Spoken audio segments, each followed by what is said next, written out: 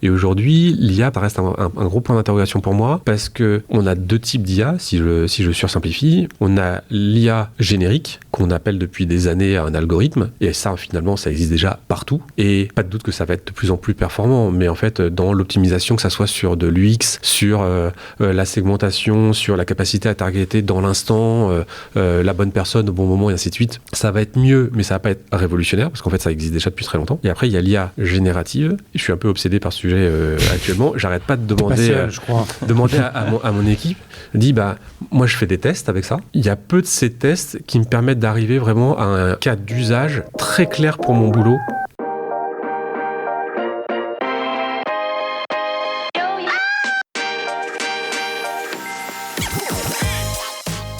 Bonjour et bienvenue parmi les Digital Doers, le podcast qui donne la parole aux décideurs de l'écosystème marketing, digital, innovation et expérience client.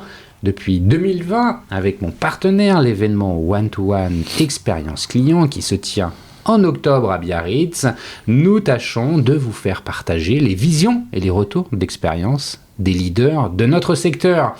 Aujourd'hui, j'ai le plaisir d'être avec Sonia Mamin, directrice de l'événement. Alors bonjour Sonia, peux-tu nous présenter le One-to-One en quelques mots? Bonjour Cyril. Le One-to-One Expérience Client rassemble en fait la communauté des C-Level pendant 3 jours et à huis clos, à Biarritz en l'occurrence. C'est le rendez-vous des marques qui crée de la valeur avec le digital, le content et la data. Le concept, il est assez simple. C'est des rendez-vous d'affaires que l'on organise entre les prestataires de solutions et les C-Level, accompagnés en plus de ça de moments de networking. Effectivement, le One-to-One est clairement un rendez-vous incontournable. C'est également des keynotes et des conférences d'exception. Oui, tout à fait. Nous avons un contenu de grande qualité avec des speakers triés sur le volet pour aborder tous les sujets d'actualité et partager les retours d'expérience des uns et des autres. Merci Sonia pour cette rapide présentation et pour en savoir plus, comment doit-on faire? Le meilleur moyen, c'est vous vous rendez sur le site internet du One-to-One Biarritz ou vous nous suivez sur notre page LinkedIn. Merci Sonia, à très bientôt à Biarritz et en audio, toujours sans coupure. Bienvenue dans cet épisode spécial qui aborde le sujet de la publicité digitale et du trade marketing. Ce marché draine une part toujours plus importante des investissements publicitaires globaux. Cette part est estimée à 9 milliards d'euros en 2023 en France, en hausse de près de 8% sur un an. Cette évolution s'explique en partie par l'augmentation de l'utilisation des plateformes numériques et la transformation des habitudes de consommation des médias. Cependant, ce secteur dynamique doit faire face à de nombreux défis. Les coûts d'acquisition augmentent, les réglementations telles que la RGDP imposent des contraintes strictes sur l'utilisation des données personnelles, obligeant les entreprises à repenser leur stratégie de ciblage et de diffusion. Par ailleurs, les attentes des consommateurs en matière de publicité ont également évolué. Ils recherchent des expériences personnalisées et pertinentes tout en étant de plus en plus sensibles à la protection de leur vie privée. Pour explorer ces enjeux et comprendre comment les entreprises peuvent naviguer dans cet environnement complexe, j'ai le plaisir d'accueillir Grégory Blais-Desforges, directeur d'Uber Advertising France. Uber Advertising, c'est la régie publicitaire d'Uber Eats et de Uber VTC qui commercialise l'espace publicitaire sur les deux applications. Grégory nous présentera l'état du marché de la publicité digitale, ses évolutions récentes, les réglementations en vigueur et les perspectives futures. J'ai également le privilège d'accueillir Pascal Weg, directeur trade marketing de Coca-Cola Euro-Pacifique France. Pascal partagera avec nous les objectifs de Coca-Cola en matière de trade marketing et notamment de e-commerce et expliquera comment la solution d'Uber Advertising aide la célèbre marque de soda à développer ses objectifs de vente. Messieurs, je suis sûr que cette discussion sera riche en insights et en échanges fructueux. Mais avant de commencer, je passe la parole à Grégory. Est-ce que tu peux te présenter en quelques mots ? Bonjour Cyril. Oui, moi, Grégory Blais-Desforges, ça fait 20 ans maintenant que je travaille dans le milieu des médias.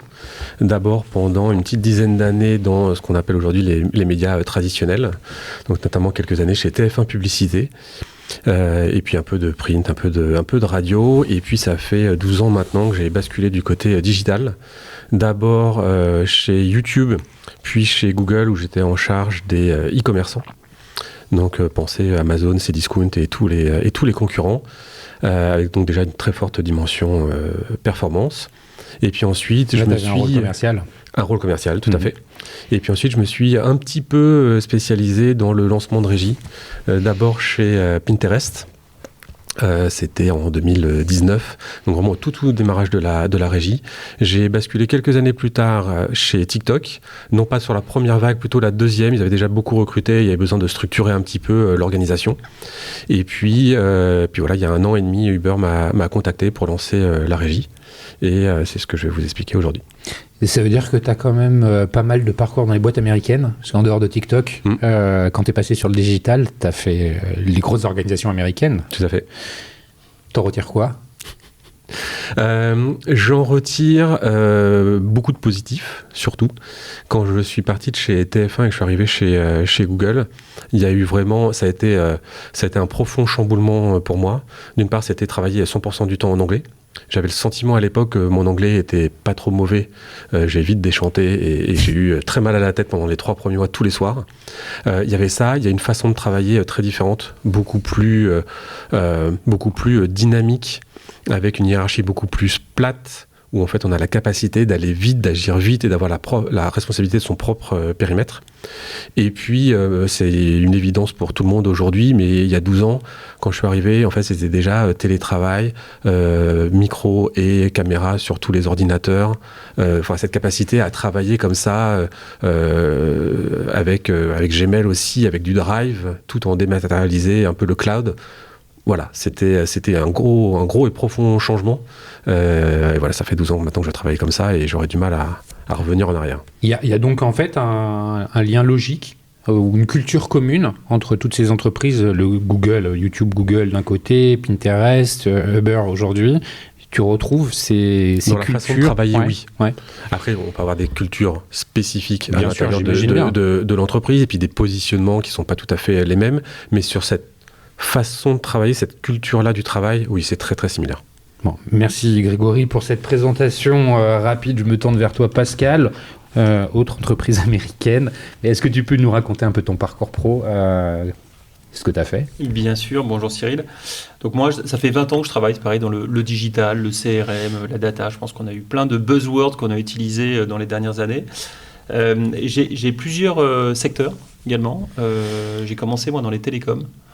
Chez SFR, qui a été une formidable école. Je ne sais pas si vous vous souvenez, pour les plus anciens, c'est le début on parlait de campagne de churn, on parlait de rétention, on parlait de lifetime value. Et donc, connaître un secteur qui s'est autant démocratisé pendant des années était passionnant. Et donc, j'ai commencé ma carrière donc, chez SFR. Après, j'ai découvert un autre grand groupe, LVMH, où j'ai travaillé. Chez SFR, tu faisais quoi plus particulièrement ? J'étais en charge de tout le programme de fidélité. D'accord. Garantie carré rouge à l'époque, et toute la gestion de la donnée qui allait avec.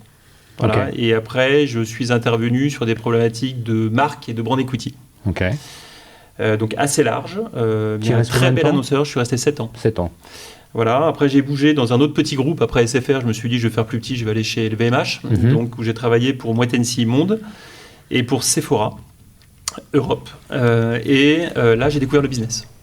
C'est-à-dire que là, tu n'étais plus dans les programmes de CRM ou de marque ? J'étais toujours dans les programmes de fidélité, dans la gestion de la donnée, dans les études. Pour l'ensemble des pays, donc c'était pas franco-français, j'avais une vision plus européenne avec la Pologne, la Grèce, l'Italie, l'Espagne, la France et ainsi de suite. Mais quand je dis que j'ai découvert le business, c'est que Sephora c'est un retailer. Et donc du coup la lecture du chiffre d'affaires heure par heure, jour par jour, point de vente par point de vente, et puis tout de suite se dire à midi je suis pas au budget, comment je fais ? Ça j'ai découvert ça. J'ai découvert cette agilité, cette rapidité et ce sens effectivement du retail. Et c'était passionnant. Donc ça, j'ai fait ça quelques années et après, je suis parti en agence. D'accord. Une agence de shopper marketing qui s'appelle Média Performance, spécialisée dans l'activation du shopper en point de vente, où je suis tombé dans le grand bain de la grande consommation. Et des relations industrie-commerce. Donc j'ai fait ça pendant 4 ans, j'avais une double casquette, j'étais à la fois directeur marketing de Média Performance et puis on a créé une petite structure qui s'appelait Digital Shopper Network une start-up pour laquelle j'étais directeur général, avec un petit peu comme l'a fait Grégory, avec une volonté d'aller fédérer certaines audiences shoppers via des applications tierces pour les monétiser auprès d'annonceurs. Ok. Donc j'ai fait ça pendant 4 ans, et puis en 2016, j'ai eu le plaisir de rejoindre Coca-Cola Euro-Pacific Partner. Donc à ne pas confondre avec la Coca-Cola Company, voilà, et je reviendrai peut-être juste après dessus. Reviens dessus tout de suite, comme ça les choses auront été clarifiées. Exactement. Donc il y a bien, d'un côté, on a la Coca-Cola Company qui est propriétaire d'un ensemble de marques, dont Coca-Cola, bien évidemment. Et à côté de ça, on a une autre entreprise distincte qui s'appelle Coca-Cola Euro-Pacific Partner. Nous, notre métier, c'est de produire dans nos usines, de commercialiser ces produits-là et de les distribuer auprès de revendeurs, donc de clients. Ces clients, ça peut être la grande distribution comme un Carrefour, un Leclerc, un Auchan. Ça peut être des parcs de loisirs, ça peut être des stations essence, ça peut être des cafés, hôtels, restaurants, des enseignes de QSR. Bien évidemment, ça peut être des plateformes, dont des plateformes comme Uber et ainsi de suite. Donc nous, on produit dans nos usines, on commercialise chez les clients et on distribue également ces produits. On est un groupe international, une partie en Europe, une partie en Asie. On vient d'acquérir récemment les Philippines, l'Indonésie, et ainsi de suite. On est plus de 30 000 collaborateurs dans le groupe, plus de 25 pays. Et donc j'ai rejoint en 2016 ce groupe Coca-Cola Euro-Pacific Partner, initialement comme directeur du digital, et depuis maintenant 3 ans en charge du trade marketing, du shopper marketing. Je pense qu'on peut utiliser plusieurs termes. Donc tout ce qui est communication, on va appeler ça bas de funnel média, pour inciter effectivement les consommateurs à changer de comportement d'achat et donc à développer les ventes en point de vente. Merci beaucoup Pascal pour cette présentation tout à fait détaillée et passionnante de ton parcours. On va revenir dessus. Je me tourne à nouveau vers toi, Grégory, pour que tu nous présentes un peu plus en détail Uber Advertising, parce que je l'ai présenté en introduction de façon tout à fait light. Est-ce que tu peux nous en dire un peu plus ? Et puis, quelle est ta lettre de mission ? Puisque finalement, la proposition de valeur développée par Uber autour de l'advertising est relativement neuve, si je comprends bien. C'est ça, elle date d'il y a 1 an et demi. Voilà. Vas-y, pitch-nous un peu la proposition de valeur, justement. Donc Uber Advertising, donc c'est la régie publicitaire de Uber. Comme je disais, elle a 1 an et demi. Elle a démarré en Europe avec mon arrivée. J'étais le premier à être recruté. Ça, elle s'est lancée quasiment au même moment aux États-Unis, qui est une spécificité. En général, souvent, les plateformes lancent d'abord les États-Unis, puis parfois les pays anglo-saxons, et puis le reste après. Là, tout s'est lancé en même temps. Dans le monde. Dans le monde. Et notre lettre de mission, c'est effectivement de monétiser des formats et l'audience de Uber Eats et de Uber VTC, qui sont 2 audiences relativement distinctes, avec des formats qui sont différents.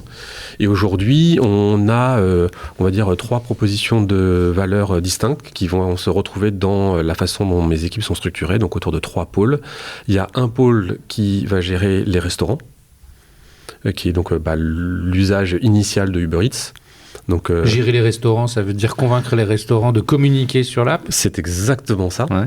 Et donc, quand tu es sur l'application et que tu demandes ce que tu vas commander ce soir, eh bien, dans ton flux de réponses, il y a des réponses qui sont organiques, il y a des réponses qui sont payantes, comme tu peux l'avoir sur d'autres moteurs de recherche. Là, finalement, c'est un moteur de recherche de ta future commande en restaurant.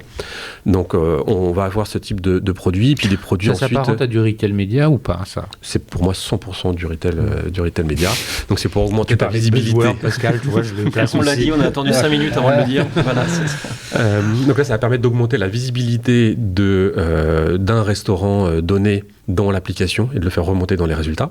Et puis après, sans rentrer dans le détail de tous les formats, on a des formats ensuite qui permettent de remonter un peu plus dans le tunnel marketing et qui vont permettre de faire du display. On appelle ça des billboards chez nous, mais pour aussi commencer à émerger avant même la recherche. Voilà. Et puis on a la possibilité aussi à l'intérieur des menus de venir promouvoir des produits spécifiques. Donc là, je suis déjà rentré dans un restaurant et je vais avoir dans le menu des items qui me sont poussés en particulier. Donc ça, c'est la partie vraiment le pôle restauration. Il y a un deuxième pôle qui nous concerne aujourd'hui, qui est le pôle produits de grande consommation, ou CPG en bon français. Là, on va avoir, donc quand tu ouvres ton application Uber Eats, tu peux soit donc commander chez un restaurant, soit commander en fait plein d'autres choses. Dont des courses. Dont des courses. On peut aussi commander des fleurs, du chocolat, de l'électronique même. Mais en l'occurrence, là, faire ses courses. Donc on a déjà, je ne saurais pas dire le nom, mais beaucoup de partenaires. Donc on a tout le groupe Carrefour, le groupe Casino, Intermarché, Picard récemment. Et donc on peut venir faire ses courses sur Uber Eats. Et dans le cadre des partenariats qu'on a avec la grande distribution, on a aussi donc, pour les utilisateurs de Uber Eats qui viennent faire leurs courses sur la plateforme, on a un certain nombre de formats qui, de la même façon que sur la partie restauration, va proposer très bas de funnel de remonter des produits un peu en tête de gondole, en version digitale, et puis de remonter un cran au-dessus également pour venir faire la promotion de ces produits dans le reste de l'application et pour aussi susciter un peu la notoriété de la marque, parfois des achats d'impulsion également. Là, ton client, c'est le distributeur ou c'est la marque ? C'est la marque. Donc c'est Coca. C'est Pascal, tout à fait. Et puis j'ai un troisième pôle qui s'appelle Strategic Vertical. Qui concrètement signifie tout le reste. Donc tout ce qui n'est pas endémique, tout ce qui n'est pas captif, tout ce qui n'est pas vendu sur Uber Eats. Et donc là, on va prendre le travel, le luxe, la banque et assurance, enfin bref, on a vraiment tout. Et là, on va leur proposer surtout nos formats sur la partie VTC. Donc là, très branding. On peut faire aussi d'autres choses, on rentrera peut-être dans le détail plus tard, mais là, très branding et très Uber VTC. Donc voilà, c'est un peu les trois pôles qu'on a aujourd'hui. Ils sont une taille identique ou il y en a qui sont plus gros que d'autres et lesquels sont j'imagine que la partie restauration et la partie PGC, c'est plus gros que le reste, non ? Je me trompe ? La partie restauration est effectivement notre plus grosse verticale aujourd'hui. C'est historique. Et puis aussi, c'est la force de l'application et de son audience en France. Donc, c'est aujourd'hui le plus gros. Sa part de marché décroît au sein de notre revenu. Parce que justement, on développe tout le reste. Et on a des très très fortes croissances justement sur la partie non endémique, également sur la partie CPG. Avant qu'on redonne la parole à Pascal pour qu'il nous parle un peu de ses objectifs et justement pour finalement les introduire de façon plus légitime, directe, est-ce que tu peux un peu nous livrer, c'est ce que je disais en introduction, ta vision globale du marché, des attentes, de l'offre, de la demande, bref, de la publicité digitale. Comment tu vois évoluer les choses de ton poste d'observation ? Alors là, je vais essayer de faire la fusion entre finalement deux marchés, celui de la publicité digitale et celui de la livraison de courses à domicile. Qui est un peu la fusion de ces deux-là. Sur la partie publicité digitale, tu en as déjà parlé un petit peu en introduction. Donc aujourd'hui, le marché de la communication en France, c'est 34 milliards. C'est en hausse de tête 3% par rapport à 2022. Sur ces 34 milliards, il y en a 17 milliards qui sont sur la partie média. Et là, aujourd'hui, il y a deux trends assez différents. Il y a les médias traditionnels qui sont en léger recul. Les derniers chiffres, c'était moins 0,7%. Les médias traditionnels, c'est tout ce qui est mainstream, la télé, la radio, le papier. Radio, affichage, le papier, effectivement. Et ça, et la partie digitale, elle est en croissance à plus 9%. Donc là, on voit vraiment les deux trends, et ça explique que la part de marché aujourd'hui de la publicité digitale, elle a basculé en vraiment peu d'années de 20 à 28%, et ça va continuer à croître dans le futur. Ça s'explique parce que c'est plus héroïste, c'est plus facile. Les KPI sont plus facilement contrôlables. Comment on l'explique en fait ? Il y a que le consommateur il est plus friand de ça Alors il y a deux choses. Il y a déjà le premier point qui est toujours celui qui compte, c'est l'usage. Donc effectivement, sur les dernières années, même il y a eu un retard à l'allumage, on va dire, du côté média, mais ça fait de nombreuses années que l'usage a déjà basculé vers la partie digitale.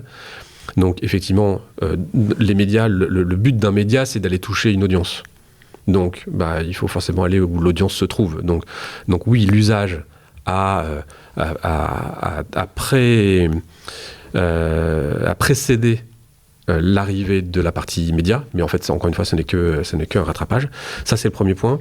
Et puis le deuxième point, tu as touché du doigt quelque chose qui, je trouve, est très juste. En fait, le digital, c'est plus facilement mesurable.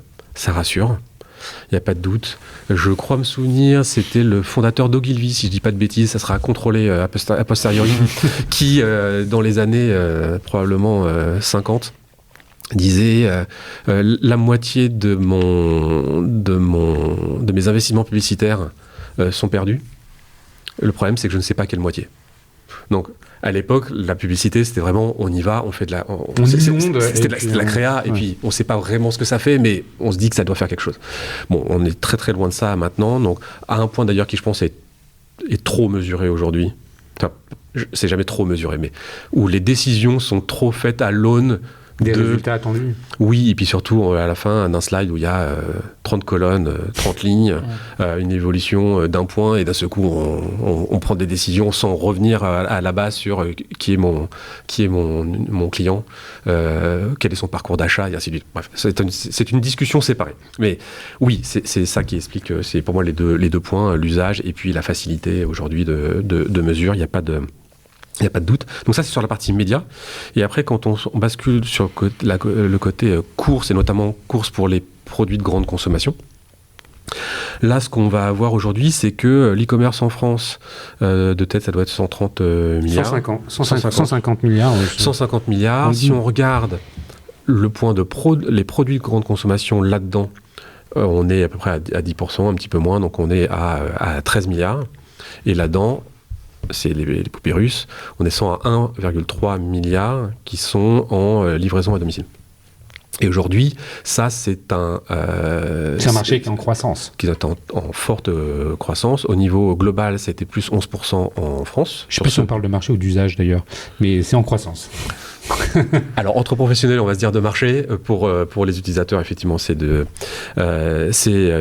d'usage. Et au sein de ça, la partie quick commerce, une très forte croissance. Quick commerce qui n'existe plus sous la même forme que celle qu'on a connue à son lancement, c'est-à-dire tous les Gorillaz, Frishti et compagnie qui... Exactement, il y a une consolidation. Ou qui ont fini par disparaître, qui est plus là maintenant. Qui était attendue, qui était nécessaire. Donc il reste ceux qui avaient les reins assez solides et surtout la rentabilité. C'est ça le point. Uber est rentable depuis 2023 au niveau monde. Donc c'est ça qui permet en fait d'encaisser sur le long terme. L'ensemble des activités d'Uber ou Uber Eats ? Le groupe Uber dans son ensemble est rentable depuis 2023. Et donc au sein de cette dimension quick commerce, Uber Eats croît fortement. En France, le chiffre d'affaires de cette partie-là de l'activité a cru de 25% à périmètre constant en 2023. Donc voilà, et on est sur des chiffres relativement similaires depuis le début de l'année. Bon, merci pour cette vision, analyse, bref, le chiffre que tu nous partages sur le fonctionnement du marché. Je me retourne vers toi, Pascal. Est-ce que déjà ça t'inspire des commentaires ? Est-ce que tu rejoins un petit peu ce que vient de dire Grégory avant de nous présenter un peu plus en détail les objectifs e-commerce, trade marketing / e-commerce de Coca-Cola en France ? Non, moi je suis parfaitement aligné avec ce que dit Grégory, bien évidemment. Je ferai juste un petit modulo sur la partie data et sur la partie mesure. Effectivement, je pense que pour le coup, c'est encore un axe, je pense, où on peut aller un peu plus loin sur la mesure de l'impact de l'ensemble des communications d'un point de vue business et pas qu'avec des KPI médias. Voilà, je pense que là-dessus, on a encore des axes de progression et effectivement, on a quelques acteurs qui commencent à se positionner là-dessus, mais modulo ce point-là, je suis parfaitement en phase avec ce que disait Grégory. Nous chez CCEP, donc l'acronyme pour Coca-Cola Euro-Pacific Partner, en fait, on est un industriel. On n'est pas un retailer. Donc on a une vision du e-commerce qui doit être intégrée par rapport à tout ce qu'on fait par ailleurs. Donc ça veut dire quoi ? Ça veut dire qu'aujourd'hui, on va travailler nos marques en hypermarché, en supermarché, de la même manière que l'on va travailler nos marques en e-commerce. Ok. Il n'y a pas un e-commerce. Travailler, ça veut dire quoi quand tu dis travailler nos marques ? On utilise les mêmes leviers. D'accord. Donc les leviers, c'est les leviers assez classiques. Encore une fois, c'est des leviers qu'on retrouve en hypermarché. Donc on va travailler l'assortiment. faire en sorte qu'on va retrouver le maximum de nos marques dans le maximum d'enseignes. Il y a combien de marques, juste comme ça, qu'on soit un petit peu... Alors, c'est une très bonne question sur les marques. On a des marques de boissons présentes sur l'ensemble des catégories de boissons. Donc, on peut avoir, bien évidemment, Coca-Cola sur la catégorie des colas. Je vais essayer de ne pas les oublier. Je vais avoir Fusti sur la catégorie d'été. Je vais avoir Fanta, Sprite, Monster, Powerade, Minute Maid, Tropico. Okay. Donc ça, ce sont les marques qu'on distribue, nous, aujourd'hui, en France. Et donc, la volonté, c'est de se dire, déjà, il faut que ces marques soient référencées dans un plus grand nombre de points de vente. De points de vente, et il faut travailler la rupture, et ainsi de suite. Et ça, on le fait en hyper, en super, mais on le fait également, bien évidemment, sur l'ensemble des sites, que ce soit de la livraison à domicile ou du drive. Après, on a l'activation, et c'est avec ça qu'on travaille beaucoup avec Grégory, c'est toute l'activation, donc comment nos marques, on les rend visibles, comment on va solliciter certaines cibles de consommateurs. Donc là, il y a beaucoup d'acteurs sur ce marché-là qui se positionnent sur le marché de l'activation. Avant de parler des acteurs, comment auprès de qui est-ce que déjà, quelle est la typologie de consommateurs auprès desquels tu as envie d'activer ça? Est-ce que ça évolue dans le temps? Est-ce que tu vois des attentes qui changent côté demande? Alors, nous, on est déjà entre un Fanta, Sprite ou un Coca-Cola, on n'est pas sur les mêmes typologies de consommateurs. Ce qu'il faut savoir que Coca-Cola, c'est 28 millions de foyers qui nous achètent. D'accord. Sur 29 ou 30. Donc, on a un taux de pénétration qui est juste énorme. Donc, on est des marques extrêmement pénétrées et des marques de masse. Aujourd'hui, il y a une dualité entre qui nous achète et qui nous consomme. Bien évidemment, qui va nous acheter dans un hypermarché ou qui va nous acheter dans un supermarché et ainsi de suite. On est plutôt encore sur des populations d'acheteurs adultes, jeunes adultes et ainsi de suite. Et après, nos consommateurs, on a toute la génération Z, effectivement, qui est une génération et une cible de consommateurs qui nous intéresse. C'est aussi pour ça que quand on fait des dispositifs médias, on retrouve beaucoup et une part de médias digital important chez nous, justement pour capter cette audience qu'on va retrouver sur les téléconnectés, qu'on va retrouver sur les réseaux sociaux et pas dans les médias de masse. Mais donc pour répondre à ta question, c'est vraiment cette cible-là et cette dualité de cible qui nous intéresse. Il y a des prescripteurs du coup dans... C'est ce qu'on appelle les gatekeepers, désolé pour l'anglicisme, effectivement c'est l'acheteur, c'est le foyer, c'est les parents. Les parents, voilà, exactement. Donc on distingue vraiment les deux, celui qui achète, et celui qui le consomme. shopper, et celui qui consomme, qui est parfois le même et qui n'est parfois pas le même. D'une manière générale, quand on regarde nos parts de marché, elles sont assez stables, quelles que soient les régions en France. On a peut-être une région, la Bretagne ou le Pays de la Loire, qui sont des régions qui sont peut-être un tout petit peu sous-indexées en parts de marché, pour diverses raisons, mais d'une manière générale, non. On a effectivement une part de marché qui est stable nationalement. Et quel que soit finalement urbain ou rural, on consomme pas différemment? Non. Okay. On n'a pas observé ça. Bon, merci pour cette image, parce qu'en fait, avant qu'on parle justement des solutions que tu vas aller activer pour répondre à ces objectifs, il était important qu'on comprenne un peu le contexte dans lequel s'inscrit finalement Coca-Cola, Euro-Pacific, voilà. Justement, comment on active tout ça? Quels sont les outils qui sont à ta disposition de trade marketing? Et puis pour après aller peut-être un peu plus loin sur le retour d'expérience avec Grégory. Alors déjà, sur les outils, on va commencer par le e-commerce, parce que c'est tellement large les outils en trade marketing, je pourrais en rester une heure. Sur la partie e-commerce, moi je tiens vraiment à dire que, encore une fois, on n'a pas un e-commerce. Comme Grégory parlait de ses verticales, donc nous on n'utilise pas le terme vertical, on utilise le terme circuit. Aujourd'hui, on va faire du e-commerce à la fois, bien évidemment, avec les grands distributeurs, encore une fois, les Carrefour, Leclerc, Auchan, Intermarché, et ainsi de suite, vous les connaissez. On travaille du e-commerce avec les grandes enseignes nationales hors foyer, Domino's Pizza, par exemple, où là encore également, c'est un de nos clients, et donc on travaille les rotations et la visibilité de nos marques chez eux. On travaille le e-commerce bien évidemment avec l'acteur 1 notamment pour toute la partie circuit indépendant, donc avec des Uber. On va travailler effectivement le e-commerce pour toucher les cafés, hôtels, restaurants indépendants ou mais le CHR vous le touchez par ailleurs en direct Le CHR, on va le travailler aussi physiquement via notre force de vente qui va aller également et via les grossistes. Mais donc, du coup, il y a le circuit et la verticale des indépendants e-commerce. Et puis, pour ne pas l'oublier, on a également toute une partie e-commerce B2B qui n'est pas neutre. Donc, pour vous donner des exemples, ça peut être un métro en cash and carry, ça peut être un France Boisson, effectivement, dans les boissons spécialisées. Voilà. Donc, le e-commerce, déjà, pour nous, c'est très large. Parce qu'entre ce qu'on va faire chez un Métro, un Domino's, un Uber ou un Carrefour, c'est pas les mêmes ressorts, c'est pas les mêmes leviers. D'une manière générale, les leviers, c'est un peu les mêmes. C'est l'assortiment, l'activation, et je répondrai à la question sur les leviers, c'est l'activation, c'est le merchandising. Et l'e-merchandising, travailler le search, travailler les bons visuels produits, travailler les bonnes fiches produits, voilà, en tant qu'industriel. Et c'est la promotion. Bien évidemment, la promotion, c'est un levier énorme. Faire en sorte que quand on fait une promotion dans un hypermarché, on retrouve la même promotion sur le site e-commerce. Comment on fait des promotions ciblées également sur certains sites en fonction de certains segments de consommateurs qu'on veut toucher. Voilà, ça, c'est nos leviers. Le merch, l'activation, l'assortiment et la promotion. Et la promotion, elle est géolocalisée ? Elle est... Non. Non, la promotion, elle n'est pas géolocalisée, elle est ciblée.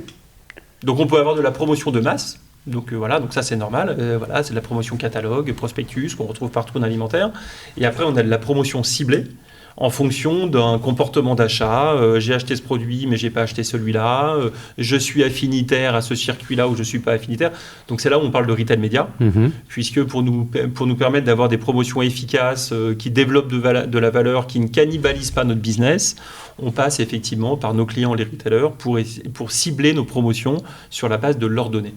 C'est-à-dire qu'il y a une collaboration, il y a une co-construction de la promotion avec les distributeurs ? Alors, il y a une co-construction parce qu'au final, on a une situation où on veut tous, effectivement, on a un enjeu commun. C'est déjà proposer aux consommateurs un moyen d'augmenter son pouvoir d'achat et de diminuer sa facture, de développer la valeur du consommateur et faire venir et dépenser pour nos clients, les revendeurs, et nous, faire en sorte qu'ils achètent nos produits. Donc en fait, on a effectivement cette volonté globale. Donc bien évidemment, on travaille main dans la main avec les distributeurs, comme on travaille dans la main avec Uber, pour essayer de proposer effectivement des solutions ciblées pour aller toucher des populations qui nous intéressent réciproquement. Comment...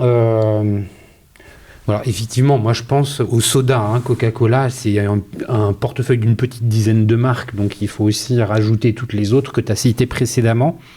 Quand on consomme du Coca-Cola, aujourd'hui tu le disais, 28 millions de foyers sur 29 achètent du Coca-Cola, c'est-à-dire qu'en fait on a une présence hégémonique auprès des consommateurs. La promotion, elle vient remplir quelle mission ? La promotion, elle vient remplir la mission. Il y a beaucoup de missions. Ça peut être de la promotion pour recruter, ça peut être de la promotion pour développer la fréquence d'achat, ça peut être de la promotion pour augmenter ce qu'on appelle le QA sur acte, donc le nombre d'articles achetés par acte d'achat. Donc ça serait trop difficile. Et en plus de ça, je ne suis pas en charge de la promotion. Non, je ne voudrais pas... pardon, je ne veux pas t'emmener sur des terrains qui ne sont pas les tiens. Mais la promotion, pour nous, voilà, elle est là pour... proposer une solution au consommateur et développer la valeur du consommateur et apporter du business incrémental. Donc alors justement avec Uber Advertising, comment ça se passe ? Attends, avant que je te redonne la parole, Grégory, un peu explique-nous le contexte dans lequel finalement ce compte est venu travailler avec toi. Ce qui est intéressant, c'est quand je suis arrivé il y a 1 an et demi, finalement, j'étais surpris, dans le bon sens du terme, de découvrir qu'il y avait déjà une relation existante entre Uber Eats et Coca-Cola. Pas que Euro-Pacific Partner, mais Coca-Cola dans son ensemble. Et donc les équipes marketing de Uber avaient déjà l'envie de travailler avec Coca, et Coca avait l'envie de travailler avec Uber. Et donc, il y avait une envie, il y a des choses intéressantes qui ont été faites, mais il y avait aussi des limitations par le nombre de personnes dédiées à ce type de partenariat, par l'absence de format, de mécanique, de process, finalement de plein de choses. Et ce que j'avais retenu en arrivant, c'était que finalement, certes, il y avait des choses qui avaient pu être possibles, mais qu'il y avait un trou dans la raquette, et de notre côté, en fait, on aimerait bien faire plus de choses encore ensemble, mais aujourd'hui, on n'a pas les outils, les formats, les personnes pour être capable de le faire. Donc finalement, le démarrage de la relation, il a été très très simple. Ça y est, enfin, nous, on est là. Voilà les formats que l'on a. Pour être très honnête, quand je suis arrivé il y a 1 an et demi, on avait 2 formats. Il y avait tout à faire, on n'avait pas beaucoup de process, c'était un peu compliqué, mais il y a vraiment une culture de l'innovation chez Coca, et je dis pas ça pour te brosser dans le sens du poil, mais vraiment c'est très très clair. Et donc à chaque fois qu'on a eu des nouvelles choses à proposer, Coca-Cola a systématiquement levé la main en disant alors ça nous intéresse, qu'est-ce qu'on pourrait faire? Et voilà, on a construit ensemble, petit à petit. Aujourd'hui, c'est un de nos top partenaires au niveau de la régie, et même au-delà d'ailleurs, parce que sans rentrer dans la complexité de notre organisation interne, mais nous aujourd'hui, on a une équipe côté business dont le rôle est de développer la partie course sur l'application. Et donc aujourd'hui, quand on se parle, c'est souvent à 3, voire à 4, parce que vous êtes aussi 2, mais on se parle pour justement voir comment réaligner tout ça. Et moi, je ne m'occupe pas d'assortiment, mais en fait, sur la partie business d'Uber Eats, eux, ça va être intéressant. Évidemment que quand on veut commencer à lancer une activation, on va commencer à regarder sur quelles sont les principales sous-catégories où les gens achètent chez Uber Eats, quels sont les codes EAN, donc les produits à un niveau unitaire, la version 25, la version 33, la version 50, en bouteille, en canette, et ainsi de suite, qui sont les plus vendues, celles qui ont la meilleure DN chez nous, évidemment DV aussi, mais bref, on va regarder tout ça pour se dire, là, on a la base, on sait sur quoi on peut activer, parce que, encore une fois, le but à la fin, c'est quand même de développer ton objectif, parce que c'est de vente. Exactement. Donc on va regarder là où on est capable d'avoir de l'impact le plus possible. Et puis sur cette base-là, nous, on va regarder tout ce qu'on est capable de faire ensemble, les nouveaux formats, du plus au dernier moment, juste avant l'acte d'achat, jusque, comme je le disais, un peu plus construit avant. Et voilà, on travaille tout ça ensemble. Bon, concrètement pour toi, Pascal, vas-y, raconte un peu. Donc déjà, moi, je pense qu'on est... on est un des plus vieux industriels annonceurs à collaborer avec Uber. Je crois que en 2017, effectivement, on en parlait tout à l'heure, on a commencé à faire les premières campagnes avec Uber. Le marché à l'époque, il n'était pas mûr. Il était en pleine croissance. Je ne sais pas si vous vous souvenez, 2017, on se parlait d'acteurs encore comme Take It Easy, Allo Resto, ce genre de choses. Et pour autant, on a déjà senti avec Uber qu'il y avait une volonté commune d'avancer ensemble, des enjeux communs, et au final, des consommateurs et des clients communs. Donc on l'a vite senti. On a vite senti aussi que Uber connaissait une croissance forte et que forcément ils étaient en train de se structurer, qu'ils n'avaient pas encore les équipes, l'expertise, les formats. Pour autant, on a commencé dès 2017 à faire des très belles campagnes. Quand je regarde maintenant, je me dis, 7 ans plus tard, dans le From To, c'est juste incroyable depuis un an et demi, la puissance qu'un dispositif Uber a pu prendre dans nos campagnes. Et notamment, si je prends dans les diverses verticales, quand je regarde la verticale des cafés, hôtels, restaurants, aujourd'hui, pour vous donner un ordre d'idée, quand on fait une activation sur la plateforme Uber pour toucher des cafés, hôtels, restaurants, on va toucher, la dernière, j'ai regardé, 26 000 points de vente. 26 000 points de vente. Je ne sais pas si vous vous rendez compte, 26 000 points de vente. Il y a un peu plus de 200 000 points de vente indépendants en France. On va dire que c'est quasiment un par commune, parce qu'il y a 33 000 communes, c'est juste pour donner un... Voilà, je crois qu'il y a plus de 200 000 points de vente en France indépendants. Voilà, on va en toucher plus de 10%. Voilà, donc déjà, moi, ce que je dois dire, c'est Uber. On a plein de raisons de travailler avec eux et plein de bonnes raisons où on est extrêmement satisfait. Le premier point, c'était de dire... Nous, on a un enjeu, c'est la distribution numérique, donc l'ADN de nos marques et le taux de prise de nos marques, et faire en sorte que sur 100 transactions, il y ait un maximum de boissons de notre portfolio. Ces 2 leviers, on peut les travailler via Uber. 2, on veut travailler le marché du retail. On veut travailler les clients chaînés du type, je vous parlais de Domino's, mais Buffalo, mais on veut travailler aussi les points de vente indépendants. Ça tombe bien, c'est des verticales distinctes chez Uber, donc ça nous permet aussi de toucher l'intégralité de nos moyens. 3, sur la verticale des cafés, hôtels, restaurants. Donc nous, on a une force de vente de quelques centaines de personnes qui se déplacent tous les jours dans plusieurs cafés, hôtels, restaurants pour regarder la visibilité de nos marques, notre gamme et ainsi de suite. Mais il y a toute une série de points de vente que l'on ne couvre pas, bien évidemment en France. Par l'intermédiaire de Uber, ça nous permet de toucher des points de vente que l'on ne toucherait pas, nous, avec notre force de vente. Donc ça aussi, en complément d'action, c'est juste ultra intéressant. Sur l'audience, également, je pense qu'on a été mal habitué. Aujourd'hui, on a des marques, que ce soit Fanta, que ce soit Fusty ou Coca-Cola, c'est plusieurs millions de personnes qui nous achètent tous les ans. Donc nous, rentrer dans la d'hôtel, on a du mal, on aime bien tout de suite des grosses solutions qui nous permettent d'avoir un maximum d'audience. Et ça, aujourd'hui, la réalité, c'est, je vous citais les 26 000 points de vente, c'est que tout de suite, on atteint un reach en millions d'impressions ou en nombre de consommateurs qui bénéficient de nos offres. C'est tout de suite très important, à tel point qu'on vient de faire une campagne pour l'euro. On l'a arrêté au bout d'une semaine parce qu'on avait déjà atteint nos KPI. Enfin, nos résultats, ils étaient déjà bons. On avait déjà plafonné le nombre de consommateurs qu'on avait prévu de faire gagner. Le nombre d'achats était des objectifs. On a arrêté au bout d'une semaine. Alors tout de suite, c'est cette puissance. Vous aviez imaginé que ça allait durer un mois ? On s'était dit, oui, sur le long de l'euro. Ouais. Voilà, donc nous, cette audience, ce poids, cette dimension, sont vraiment quelque chose qui nous intéresse. Et puis, encore une fois, le dernier point, c'est que grâce à Uber, on a la possibilité d'être extrêmement tactique. C'est-à-dire que nous, on est très fort on a des gros événements, par exemple, l'euro en est un, et pendant un mois, vous allez dans 1500 points de vente en France, et vous allez trouver des animations autour de l'euro, sur Coca-Cola, et ainsi de suite. Ça, on est très fort. Quand ce sont des événements qui sont beaucoup plus courts, la Saint-Valentin, la fête des pères, un match du PSG, ou ce genre de choses, on a du mal, effectivement, parce que c'est des événements tellement courts qu'on ne va pas se dire, tiens, pour un événement un soir, on va aller voir 1500 points de vente, on a plus de mal.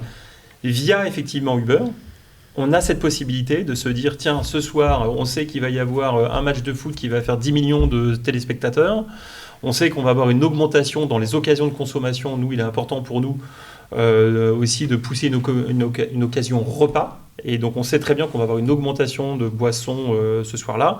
On fait une activation tactique. Et donc, ça aussi, c'est vraiment intéressant pour nous d'être dans l'occasion, d'être dans le tactique. Et enfin, le dernier point, c'est qu'on a des passions communes.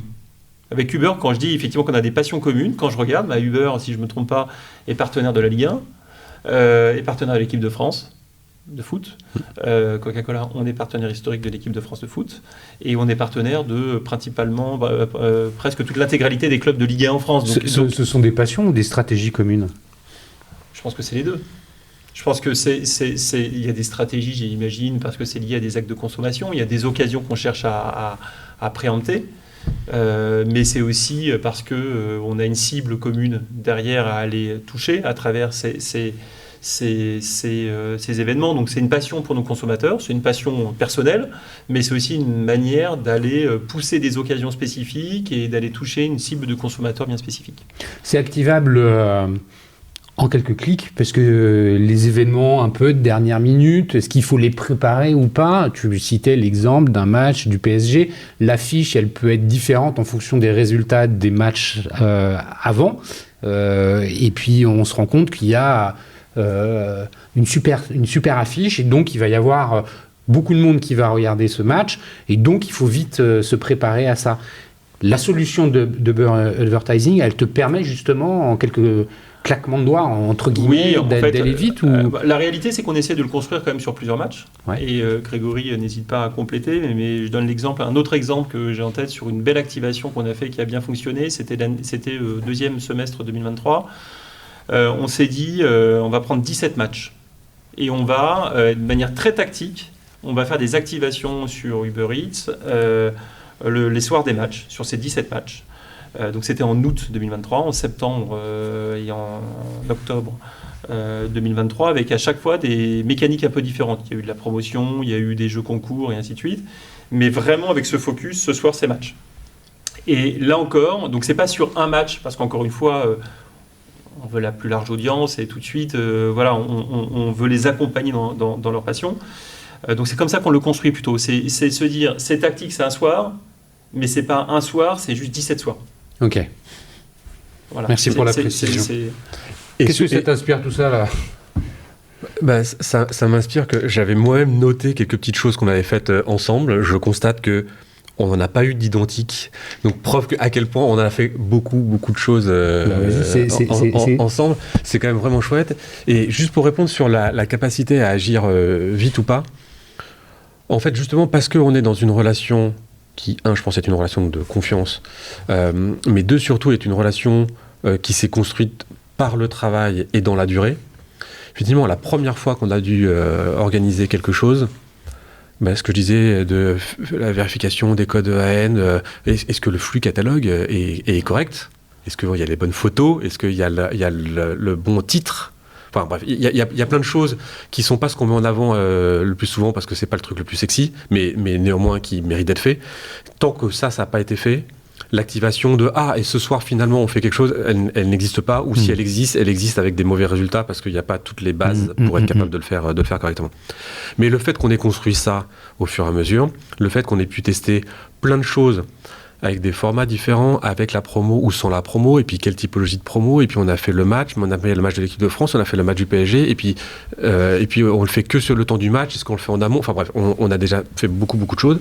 Ça fait qu'aujourd'hui, quand on a déjà quasi tout testé, quand il y a une nouvelle opportunité qui arrive, on a déjà un historique qui fait que oui, ok, on va le faire comme ci, comme ça, on connaît bien, et puis on arrive à rouler. Oui, les équipes se connaissent bien, ça doit quand même aider aussi à ce que les choses se mettent facilement en place. Évidemment, et ça a même d'ailleurs, on a décidé de changer la structure de l'équipe.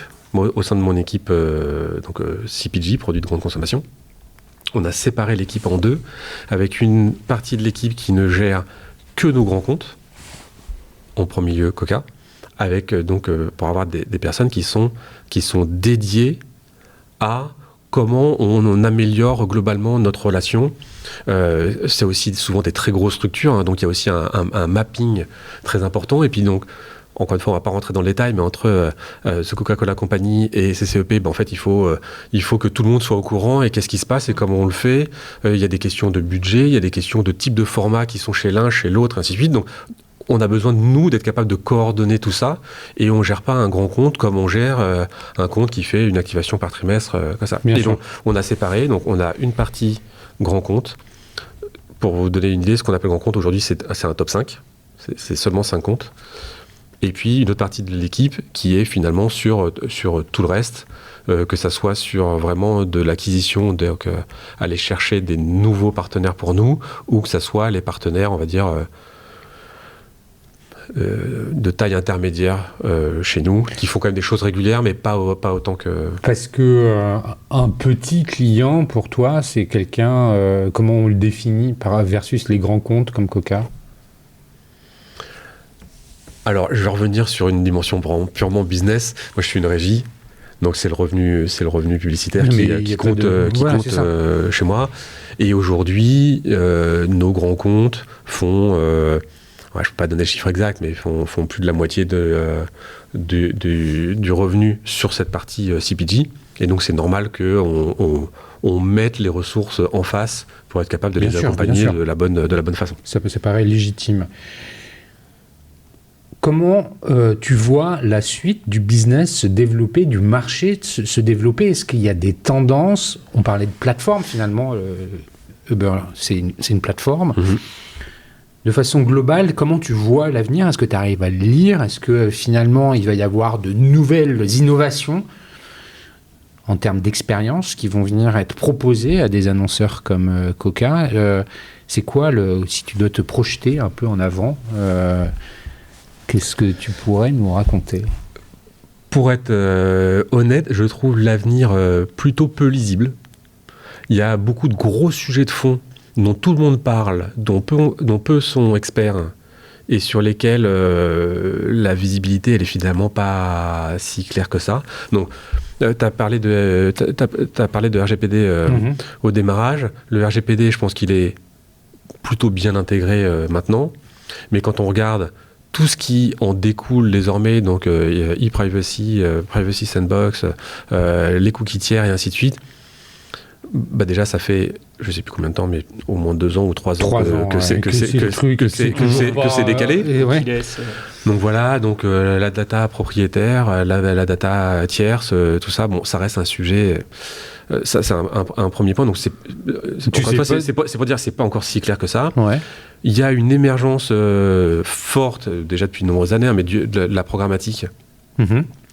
Donc, la Et donc, jusqu'où ça va aller? Et est-ce que le retail média va basculer aussi dans une ère programmatique dans le sens, alors pas forcément que sur la partie technique, mais aussi sur la partie, est-ce que ça veut dire que l'ensemble des inventaires retail média doivent être consolidés au sein d'un seul inventaire avec tous les DSP qui peuvent y accéder à un moment? Donc, il y a eu une fragmentation du retail média. On parle maintenant beaucoup de défragmentation. La défragmentation, elle passera par une dimension réglementaire, ou en tout cas de normes.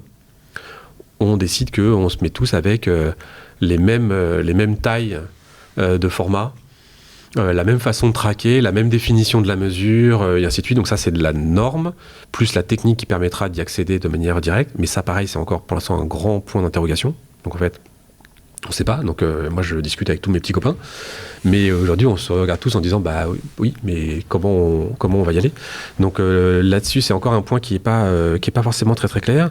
Et puis un dernier point, parce que tout le monde en parle, évidemment, tout le monde l'a dans la bouche, c'est l'IA.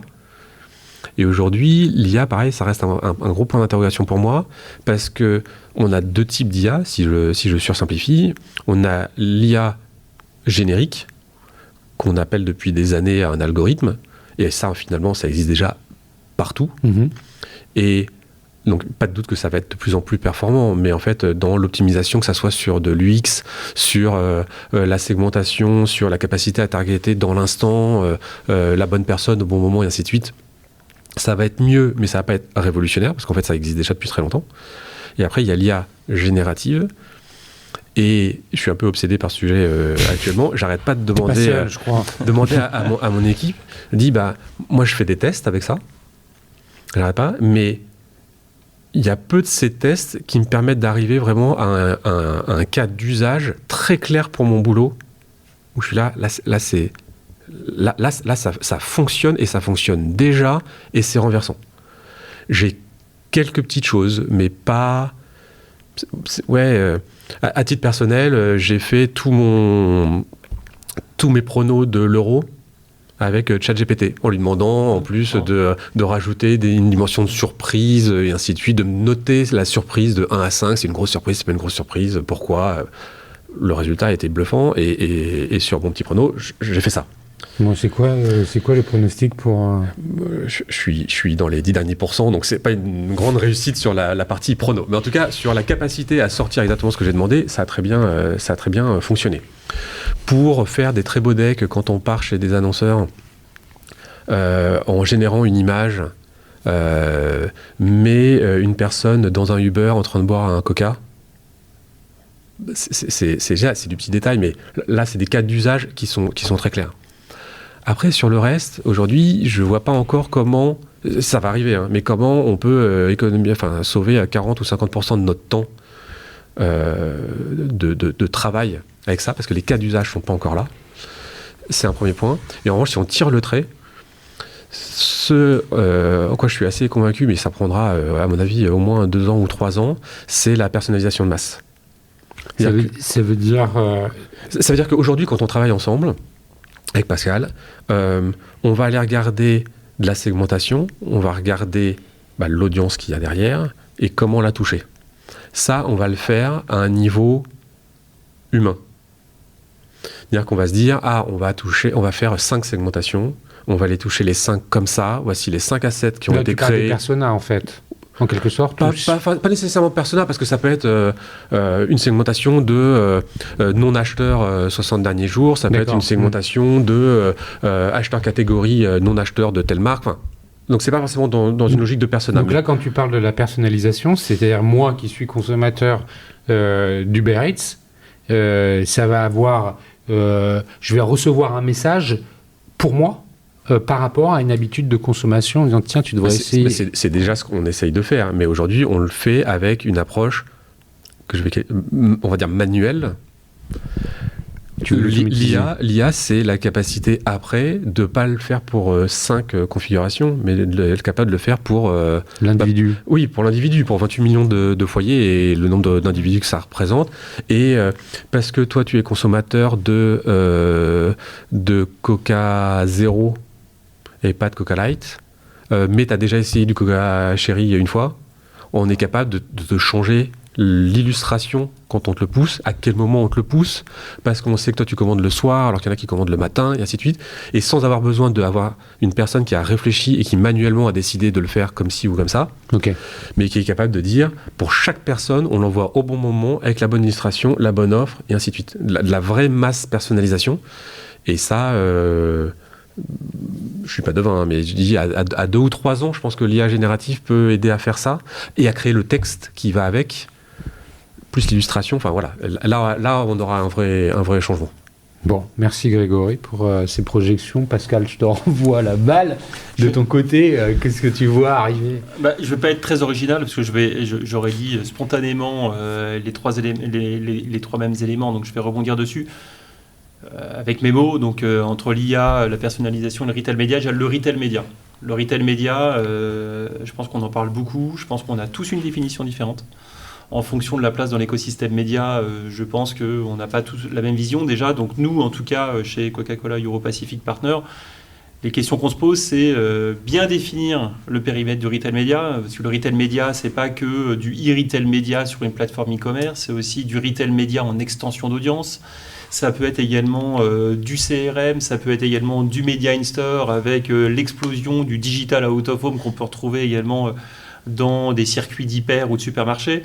Donc en fait, tout ça participe au retail média. Et pour nous, c'est aussi difficile de tout suivre, de tout consolider, d'avoir une vision claire de où vont nos investissements, quels consommateurs on va toucher, parce que c'est souvent des équipes différentes. Donc voilà, on a cet enjeu donc de réconcilier les parcours, on a cet enjeu de bien définir ce qu'on met derrière retail média, et de ne pas se dire le retail média, c'est pas juste du e-retail média e-commerce, mais c'est bien au-delà de ça. On a vu notamment des acteurs se rapprocher, donc tous les acteurs également au-delà d'Uber, il y a des Affinity, il y a des Values, il y a des Unlimited qui proposent de plus en plus d'extensions d'audience sur de la TV connectée ou ainsi de suite. Bon, donc ça c'est un premier sujet chez nous, parce c'est du trade, c'est du média. Ou je devrais le dire de façon interrogative. Est-ce que c'est du trade ? Est-ce que c'est du média ? Comment on réconcilie l'ensemble ? Quelle offre on envoie ? Comment on évite de solliciter 3 consommateurs avec 3 offres différentes sur 3 leviers différents, mais juste parce que ça représente des silos de l'entreprise ou des silos en termes de système d'information ? Donc ça, pour nous, c'est un énorme chantier. Voilà, c'est un chantier humain, c'est un chantier technologique, c'est un chantier commercial. C'est un chantier, voilà, moi, là, par exemple, quand j'investis avec Uber Advertising pour faire quelque chose sur Carrefour via Uber, dans quelle mesure je récupère ce que j'ai fait pour en parler à Carrefour, parce que je dois aussi valoriser ces investissements. Tout ça, ça va créer du trafic et de la vente chez Carrefour. Donc j'ai besoin de réconcilier ces investissements pour aller voir Unlimited ou pour aller voir Carrefour pour dire... T'as vu, moi aussi je mets la main à la pâte pour faire avancer les ventes. Exactement. Donc c'est un peu, voilà, c'est comprendre cet écosystème qui est complètement fragmenté, qui explose complètement, où on met pas tous la même définition. Et donc c'est un vrai premier enjeu pour nous. La personnalisation. Donc la personnalisation, je suis 100% d'accord, et qui plus est, quand on a des marques qui touchent un petit peu tous les types de populations, c'est extrêmement important pour nous. Tout à l'heure, tu me posais la question, c'est au-delà de la Gen Z ou du cinquantenaire. Il y a quelqu'un qui va acheter une canette de Coca une fois par an, on a un autre qui va acheter 3 Fusti dans l'année. Donc c'est extrêmement important pour nous d'avoir une vision très claire de quels sont ces consommateurs et comment on les adresse. Donc la personnalisation là-dessus, pour vous donner un ordre d'exemple, quand on fait de la promotion ciblée aujourd'hui via nos clients distributeurs, c'est toute l'année. Je crois que l'année dernière, en 2023, il y a eu 130 millions de communications qui ont été faites à l'année pour pousser de la promotion ciblée. Voilà, donc c'est vraiment, j'aime bien ce terme de masse personnalisation, ça fait quand même quelques années qu'on en parle. Il y a déjà 5-10 ans, on parlait de Dynamic Content Optimization et ainsi de suite. Ça arrive, voilà, c'est toujours le marché est toujours le même, on en parle et ça arrive quelques années après. Donc voilà, donc ça, moi je suis 100% d'accord effectivement avec Grégory, c'est comment on va le faire. Et puis après, il y a l'IA. Bon, voilà. L'IA, nous, en tout cas sur la partie trade marketing, parce que l'IA touche tout le monde, mais en tout cas sur ma partie, moi, je vois 2 impacts. Il y a un premier impact qui est sur, et encore une fois, je vais rebondir sur ce que dit Grégory, sur la manière de cibler nos consommateurs. Donc là, nous, on ne le fait pas directement, mais aujourd'hui, quand je travaille effectivement avec un Carrefour ou ainsi de suite, eux, maintenant, avant, je pouvais dire, tiens, je veux toucher un consommateur qui ne nous a pas acheté depuis 3 mois, qui achète des small PET, plutôt du Fusty, plutôt en région parisienne.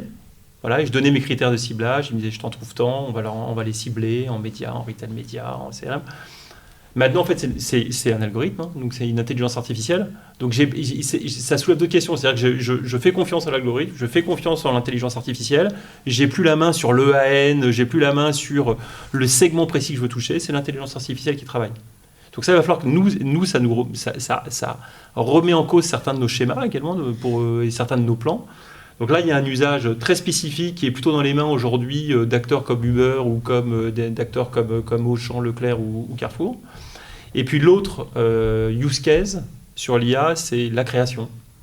Voilà, la création, c'est comment donc typiquement, on est en train de tester un outil qui s'appelle ShopX en France, où en l'espace de 2 secondes, on peut faire une création avec la bonne occasion, la bonne marque, le bon visuel, le bon call to action. Donc là, on est sur les visuels de campagne. Exactement.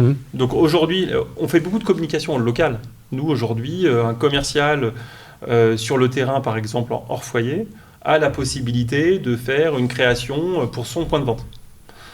Aujourd'hui, c'est beaucoup d'allers-retours avec le central pour définir la communication. On passe par une agence, hop, on se met d'accord, on valide, ça part en prod. Demain, avec ces outils-là qui seront ouverts, on ira beaucoup plus vite et on pourra générer tout de suite la bonne campagne, avec la bonne occasion, le bon visuel, la bonne mécanique, et de manière beaucoup plus naturelle. Donc ça, c'est un autre use case, nous on y croit beaucoup.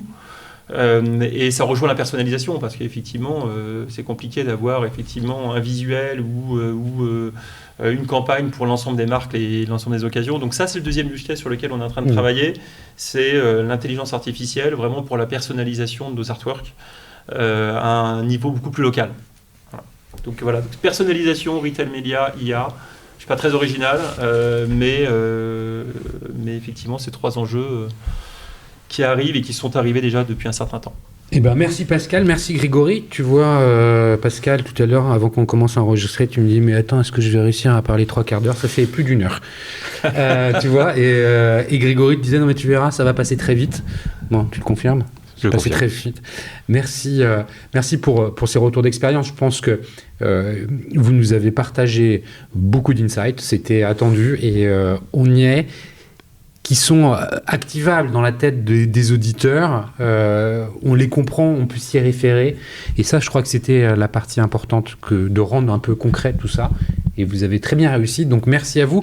Je vais en profiter pour remercier tous les auditeurs du podcast. Merci pour les messages d'encouragement que vous ne manquez pas de me faire parvenir. Merci aussi au One-to-One Retail e-commerce de Monaco et au One-to-One Expérience Client de Biarritz pour le soutien apporté au podcast et à cet épisode en particulier. Grégory, Pascal, merci à vous et je vous dis à très bientôt. À bientôt. Merci beaucoup Cyril, merci Grégory.